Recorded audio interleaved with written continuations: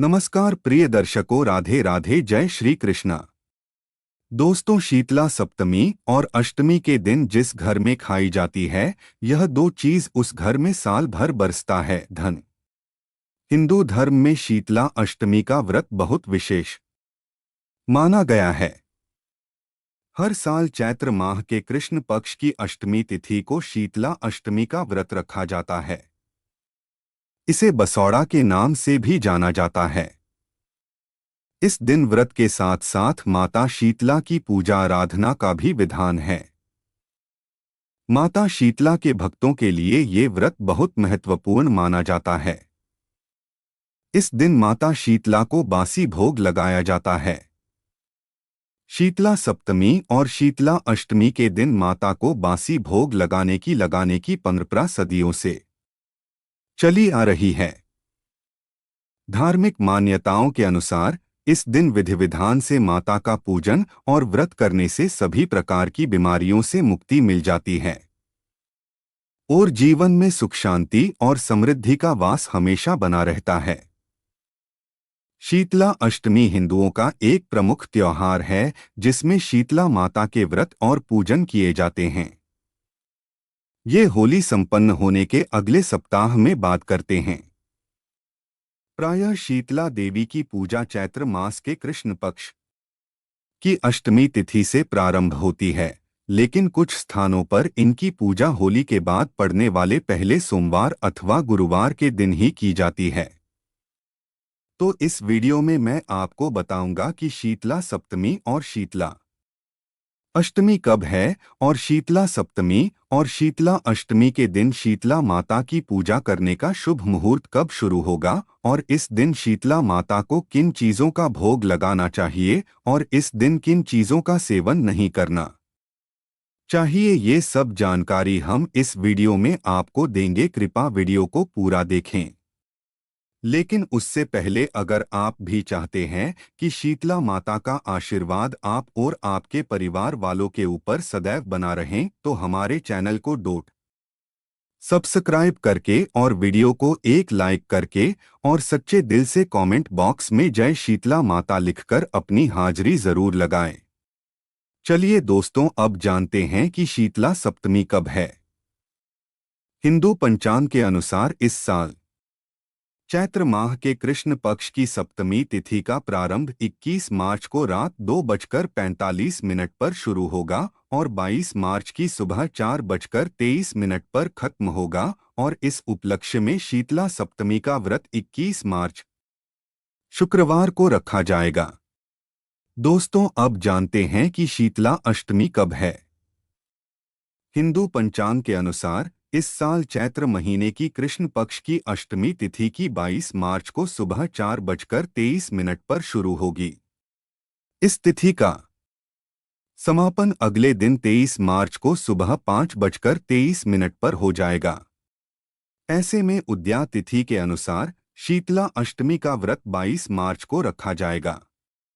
वहीं 22 मार्च को शीतला अष्टमी की पूजा का शुभ मुहूर्त सुबह 6:16 पर शुरू हो जाएगा। ये शुभ मुहूर्त शाम को 6:26 तक रहेगा। दोस्तों, अब जानते हैं कि शीतला सप्तमी और शीतला अष्टमी के दिन शीतला माता की पूजा का शुभ मुहूर्त कब शुरू होगा। वैदिक पंचांग के अनुसार चैत्र माह के कृष्ण पक्ष की सप्तमी तिथि की शुरुआत 21 मार्च को रात 2:45 पर शुरू होगी और 22 मार्च को सुबह 4:23 पर समाप्त होगी। शीतला सप्तमी पर पूजा के लिए शुभ समय 21 मार्च को सुबह 6:24 से लेकर शाम 6:33 तक है। इस दौरान साधक देवी शीतला की पूजा कर सकते हैं। इस साल चैत्र माह के कृष्ण पक्ष की सप्तमी तिथि का प्रारंभ 21 मार्च को रात 2:45 पर शुरू होगा और 22 मार्च की सुबह 4:23 तक रहेगा। इस उपलक्ष्य में शीतला सप्तमी का व्रत 21 मार्च शुक्रवार को रखा जाएगा। पूजा के लिए शुभ मुहूर्त सुबह 6:24 से शाम 6:33 तक रहेगा। चलिए दोस्तों, अब जानते हैं शीतला सप्तमी या शीतला अष्टमी के दिन शीतला माता को किन चीजों का भोग लगाना चाहिए। नंबर 1, बासी चावल। जी हाँ दोस्तों, शीतला अष्टमी के दिन बासी चावल का विशेष महत्व होता है। इस दिन चूल्हा नहीं जलाया जाता, इसलिए पहले दिन पकाए गए चावल माता को अर्पित किए जाते हैं। हिंदू धर्म में यह मान्यता है कि मां शीतला ठंडे और बासी भोजन को पसंद करती हैं, क्योंकि वे शीतलता और स्वास्थ्य की देवी मानी जाती हैं। बासी चावल में स्वाभाविक रूप से ठंडक होती है, जिससे शरीर को राहत मिलती है।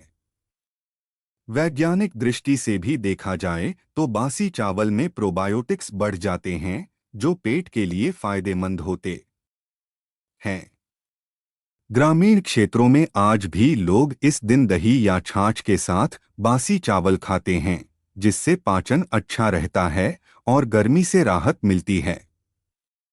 धार्मिक मान्यता के अनुसार इस दिन बासी चावल खाने से बीमारियां दूर रहती हैं और माता की कृपा बनी रहती है।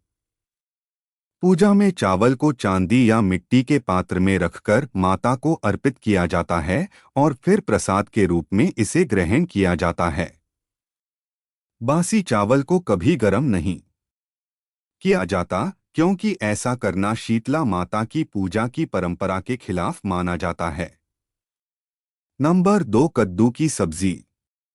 जी हाँ दोस्तों, शीतला अष्टमी के दिन कद्दू की सब्जी का विशेष महत्व होता है। इस दिन माता शीतला को ठंडा और सात्विक भोजन अर्पित किया जाता है, जिसमें बिना प्याज लहसुन वाली सब्जियां बनाई जाती हैं। कद्दू एक ऐसा आहार है जो शरीर को ठंडक प्रदान करता है और जल्दी पचने वाला होता है। इसे हल्दी, धनिया, सेंधा नमक और गुड़ के साथ बनाया जाता है, जिससे इसका स्वाद भी बढ़ जाता है और यह पौष्टिक भी रहता है। यह सब्जी पहले दिन पकाकर रख दी जाती है और अगले दिन पूजा के दौरान माता को भोग स्वरूप चढ़ाई जाती है। फिर इसे परिवार और आसपास के लोगों में प्रसाद के रूप में वितरित किया जाता है। पौराणिक मान्यता के अनुसार इस दिन माता शीतला को कद्दू की सब्जी अर्पित करने से रोगव्याधियां दूर होती हैं और घर परिवार में सुख समृद्धि आती है। साथ ही यह परंपरा परिवार में संतुलित और पौष्टिक भोजन को बढ़ावा देने का भी एक तरीका है। नंबर 3, तिल और गुड़। जी हाँ दोस्तों, शीतला अष्टमी के दिन तिल और गुड़ का भोग माता शीतला को विशेष रूप से चढ़ाया जाता है। यह दोनों ही सामग्री शीतलता और पवित्रता का प्रतीक मानी जाती हैं। तिल और गुड़ का मिश्रण धार्मिक और स्वास्थ्य दोनों दृष्टियों से बहुत लाभकारी होता है। शीतला माता की पूजा में तिल और गुड़ का प्रयोग इसलिए भी किया जाता है क्योंकि ये ठंडी तासीर वाले होते हैं, जिससे शरीर को गर्मी और रोगों से बचाव मिलता है।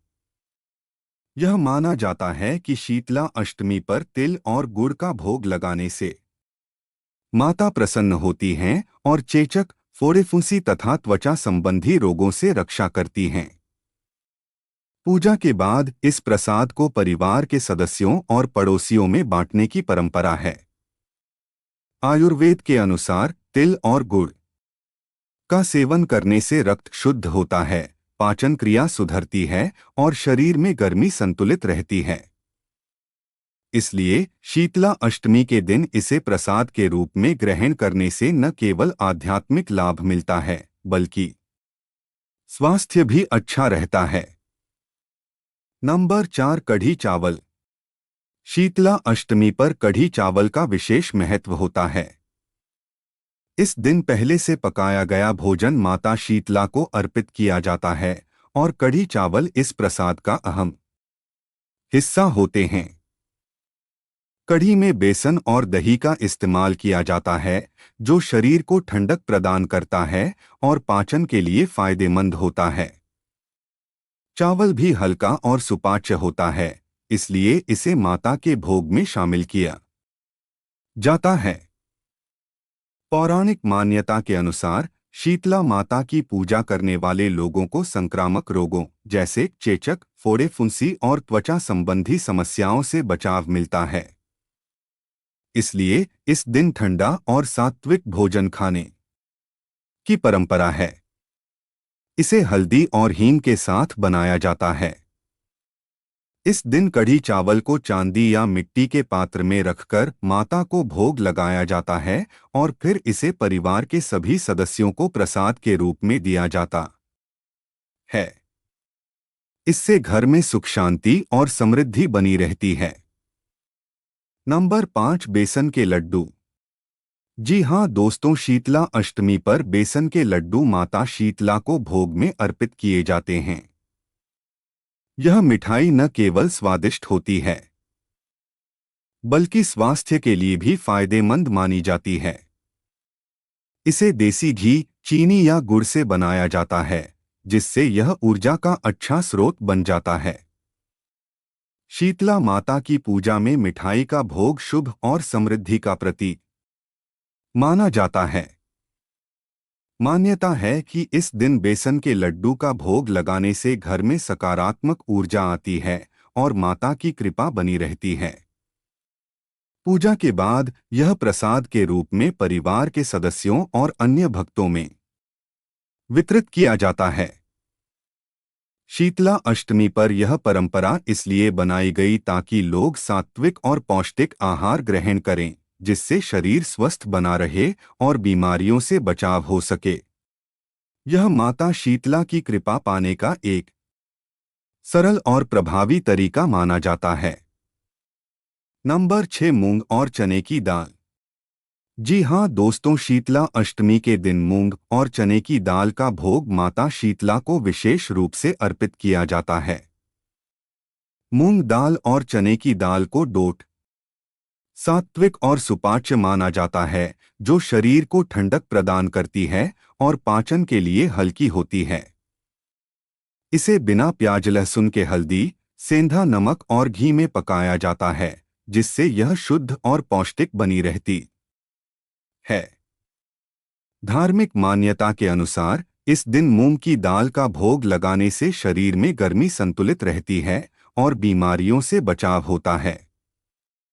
शीतला माता की कृपा से त्वचा संबंधी रोगों जैसे चेचक, फोड़े फुंसी और जलन से रक्षा होती है। इसीलिए इस दिन ठंडा और हल्का भोजन ग्रहण करने की परंपरा बनाई गई है। यह दाल पूजा के बाद प्रसाद के रूप में सभी को वितरित की जाती है, जिससे परिवार के सभी सदस्यों को इसका लाभ मिलता है। इस दिन मूंग की दाल के साथ बासी रोटी या चावल खाने की भी परंपरा होती है। नंबर 7, बासी रोटी। जी हाँ दोस्तों, शीतला अष्टमी पर बासी रोटी का विशेष महत्व होता है। इस दिन ताज़ा भोजन बनाने के बजाय एक दिन पहले बनाई गई रोटी को माता शीतला को भोग स्वरूप अर्पित किया जाता है। धार्मिक मान्यता के अनुसार माता शीतला ठंडे और बासी भोजन से प्रसन्न होती हैं और अपने भक्तों को रोगों से बचाने का आशीर्वाद देती हैं। इस दिन चूल्हा जलाना वर्जित होता है, इसलिए परिवार के सभी सदस्य बासी रोटी और अन्य ठंडे भोजन को प्रसाद के रूप में ग्रहण करते हैं। बासी रोटी को अक्सर दही, गुड़ या मूंग की दाल के साथ खाया जाता है, जिससे यह अधिक पौष्टिक बन जाती है। इस परंपरा का एक अन्य उद्देश्य भोजन की बर्बादी को रोकना भी है। पुराने समय में लोग शीतला अष्टमी के माध्यम से यह संदेश देते थे कि भोजन का सम्मान किया जाए और उसे व्यर्थ न किया जाए। इस दिन बासी रोटी खाने से परिवार में सुख शांति बनी रहती है और माता शीतला की कृपा प्राप्त होती है। नंबर 8, लौकी की सब्जी। जी हाँ दोस्तों, शीतला अष्टमी पर लौकी की सब्जी का भोग माता शीतला को डोट अर्पित किया जाता है। लौकी को आयुर्वेद में शरीर को ठंडक देने वाला और पाचन के लिए अत्यंत हल्का भोजन माना गया है। इसे बिना प्याज लहसुन के हल्दी, जीरा और सेंधा नमक के साथ पकाया जाता है, जिससे यह शुद्ध और सात्विक बना रहता है। धार्मिक मान्यता के अनुसार इस दिन लौकी की सब्जी का भोग लगाने से शरीर में ठंडक बनी रहती है और माता शीतला की कृपा प्राप्त होती है। यह सब्जी विशेष रूप से उन भक्तों द्वारा ग्रहण की जाती है जो गर्मी से होने वाली बीमारियों जैसे चेचक, फोड़े फुंसी और जलन से बचाव के लिए माता शीतला की पूजा करते हैं। इस दिन इसे बासी रोटी या चावल के साथ खाने की परंपरा होती है। पूजा के बाद इसे प्रसाद के रूप में बांटा जाता है, जिससे भक्तों को आध्यात्मिक और शारीरिक दोनों लाभ प्राप्त होते हैं। चलिए दोस्तों, अब जानते हैं कि शीतला सप्तमी और शीतला अष्टमी के दिन किन चीजों का सेवन नहीं करना चाहिए। नंबर 1, मांसाहारी भोजन। जी हाँ दोस्तों, शीतला अष्टमी के दिन मांस, मछली, अंडे और अन्य मांसाहारी खाद्य पदार्थों का सेवन वर्जित होता है। मांसाहार को डोट तामसिक भोजन माना जाता है, जो मानसिक और शारीरिक अशुद्धि को बढ़ाता है। इस दिन सात्विक और शुद्ध भोजन ग्रहण करने की परंपरा है, जिससे शरीर और मन दोनों पवित्र रहें। इसके अलावा यह दिन शारीरिक शुद्धता और रोग प्रतिरोधक क्षमता को बढ़ाने के लिए रखा जाता है, इसलिए हल्का और पाचन में आसान भोजन किया जाता है। वैज्ञानिक दृष्टि से देखा जाए तो मांसाहारी भोजन भारी और गरिष्ठ होता है, जिसे पचाने के लिए अधिक ऊर्जा की आवश्यकता होती है। इस दिन ठंडे और हल्के भोजन की परंपरा शरीर को आराम देने के लिए बनाई गई है। माता शीतला को शीतलता पसंद है, इसलिए मांसाहार का सेवन करने से माता रुष्ट हो सकती हैं। इस दिन शाकाहारी भोजन ग्रहण करना न केवल धार्मिक दृष्टि से सही है, बल्कि स्वास्थ्य के लिए भी लाभकारी होता है। नंबर 2, बैंगन। जी हाँ दोस्तों, शीतला अष्टमी के दिन बैंगन खाने की मनाही होती है। हिंदू धर्म में बैंगन को तामसिक सब्जी माना जाता है, जिसका सेवन धार्मिक व्रत और पूजन वाले दिनों में वर्जित होता है। इसे अशुद्ध भी माना जाता है, इसलिए इसे इस दिन प्रसाद या भोग में शामिल नहीं किया जाता। माता शीतला को त्वचा संबंधी रोगों की देवी माना जाता है, इसलिए ऐसे खाद्य पदार्थों से बचा जाता है जो त्वचा से जुड़ी समस्याओं को बढ़ा सकते हैं। इसके अलावा बैंगन को ग्रहण करने योग्य नहीं माना जाता, क्योंकि यह कीटनाशकों को तेजी से अवशोषित करता है, जिससे यह शरीर के लिए हानिकारक हो सकता है। इस दिन बैंगन की जगह अन्य सात्विक सब्जियों जैसे लौकी, कद्दू और मूंग दाल का सेवन करना शुभ माना जाता है। बैंगन का सेवन करने से आपको शुभ परिणाम के जगह अशुभ परिणाम देखने को मिल सकते हैं। इसलिए शीतला सप्तमी या शीतला अष्टमी के दिन बैंगन का सेवन भूलकर भी ना करें। नंबर 3, शिमला मिर्च। जी हाँ दोस्तों, शिमला मिर्च भी उन सब्जियों में शामिल है जिन्हें शीतला अष्टमी के दिन खाने से मना किया जाता है। इसका मुख्य कारण यह है कि शिमला मिर्च की तासीर गर्म होती है, जबकि इस दिन ठंडे और हल्के भोजन की परंपरा है। धार्मिक मान्यताओं के अनुसार शिमला मिर्च एक मसालेदार और तीखी सब्जी है, जिसे तामसिक प्रवृत्ति का माना जाता है। माता शीतला की पूजा में सात्विक, हल्का और बिना मसाले वाला भोजन अर्पित किया जाता है, इसलिए शिमला मिर्च इस दिन नहीं खाई जाती। यह शरीर में गर्मी उत्पन्न करती है, जिससे त्वचा संबंधी रोगों की संभावना बढ़ सकती है। इसलिए इस दिन लौकी, कद्दू और मूंग की दाल जैसी ठंडी तासीर वाली चीजें खाना अधिक उचित होता है। शिमला मिर्च एक तामसिक सब्जी है, जिसका सेवन शीतला सप्तमी याद इतना अष्टमी के दिन नए करें, अन्यथा आपको शुभ परिणाम की जगह अशुभ परिणाम देखने को मिल सकते हैं। नंबर 4, करेला। जी हाँ दोस्तों, करेला भी उन खाद्य पदार्थों में से एक है जिसे शीतला अष्टमी के दिन खाने की मनाही होती है। धार्मिक परंपराओं के अनुसार इस दिन कड़वी और तीखी सब्जियों से परहेज किया जाता है, क्योंकि ये शरीर में गर्मी बढ़ा सकती हैं और माता शीतला की पूजा के उद्देश्य के विपरीत जाती हैं। इस दिन ठंडे और हल्के भोजन का सेवन किया जाता है, जिससे पाचन प्रणाली को आराम मिल सके। इसके अलावा करेला में तेज औषधीय गुण होते हैं, जो व्रत के दौरान पेट पर भारी पड़ सकते हैं। इसलिए इस दिन करेला खाने के बजाय शरीर को ठंडक देने वाली सब्जियों जैसे लौकी और कद्दू का सेवन करना अधिक शुभ माना जाता है। करेला एक कड़वी सब्जी और एक तांत्रिक सब्जी भी मानी जाती है। इसका सेवन शीतला सप्तमी या शीतला अष्टमी के दिन नहीं करना चाहिए। इस सब्जी का सेवन करने से आपको शीतला माता के क्रोध का सामना करना पड़ सकता है। नंबर 5, भिंडी की सब्जी। जी हाँ दोस्तों, शीतला अष्टमी पर भिंडी की सब्जी खाने से मना किया गया है, क्योंकि धार्मिक दृष्टिकोण से इसे तामसिक और रजोप्रधान भोजन माना जाता है। इस दिन का उद्देश्य शरीर और मन की शुद्धि है, ताकि भक्त माता शीतला की कृपा प्राप्त कर सकें और रोगों से मुक्ति पा सकें। भिंडी की तासीर गर्म होती है और इसमें एक प्रकार की चिपचिपी स्थिरता होती है, जिसे पूजा के दिन अशुद्धता के रूप में देखा जाता है। धार्मिक मान्यता के अनुसार शीतला अष्टमी पर केवल शुद्ध, सात्विक और ठंडे भोजन का सेवन करना चाहिए। भिंडी में मौजूद लसलसा तत्व और गर्म तासीर शरीर में अधिक गर्मी उत्पन्न करते हैं, जो माता शीतला के आशीर्वाद की प्राप्ति में बाधा डाल सकता है। साथ ही तामसिक भोजन मानसिक अशांति पैदा कर सकता है, जो इस दिन के उद्देश्यों के विपरीत है।